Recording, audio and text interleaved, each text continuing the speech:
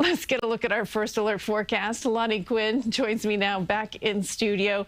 I know that some folks got some rain today, others barely got anything. Exactly. Okay, north of New York City, really nothing. It just were not affected by the system that was in our area. And really, it was in our area, but it was well south where the heavy stuff was. So this is the picture right now. And you still have a mostly cloudy sky. 68 degrees right now as we speak. If you look at the satellite and the radar, it's getting better and better with each passing hour. So we had a couple of light little showers out there until about, say, 9 o'clock or so. And here's your current picture. I mean, maybe a little bit of drizzle for 2 or 3 of you. Otherwise, things are improving. You still have some cloud cover. That'll break up as you push into your day tomorrow.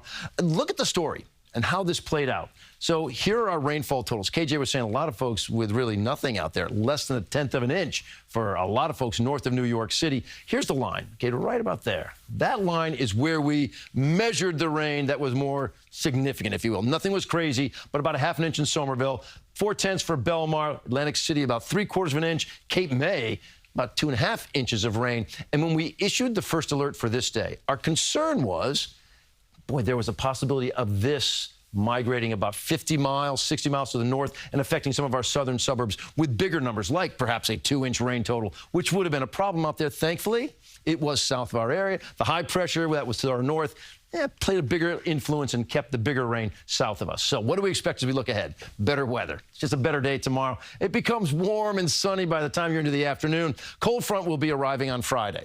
But, we're not talking rain with this cold front. So often I say, hey, a cold front is coming, and you're thinking, well, it's going to be rainy, it's going to be cold, it's going to be windy. Not this one. It's going to come through kind of uneventfully. So watch how it all plays out. Those clouds are clearing as you go through the overnight hours. It becomes drier and warmer for your Thursday afternoon, like around 80 degrees or so. There could still be some clouds, but for the most part, this is a nice-looking afternoon. Now, we're going to move into Friday, and we're going to watch that front I'm talking about. All right, looks pretty significant, right? There's some pretty thick cloud cover, but watch how this erodes and how we don't see too much out of it. And that's your Friday, 3 o'clock in the afternoon. The cooler, the crisper air then drops in. That's the change from this front. You're going to go from about, say, 80 degrees on Friday to closer to 70 degrees on Saturday. And again, your dew points are going way down. You know, you look at where you'll be tomorrow with dew points in the, say the 50s and the 60s. Plenty of folks above the 60-degree mark. 60 or above is muggy. By the time you get to Saturday, a lot of you will have dew points, look at this, in the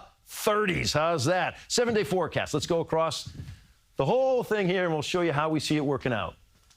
That's my 7-day forecast. 79 tomorrow. It'll become much better as you push into the afternoon. 84 Friday, looking beautiful. Front comes through. Whoa, now 72 Saturday. Feeling like fall with the sunshine. A few more clouds on Sunday. Fall officially will start on Monday at 74 degrees, and then we warm back up. I wouldn't be surprised if we don't see 80 degrees by, say, the middle of next week. Okay, thank you, Lonnie.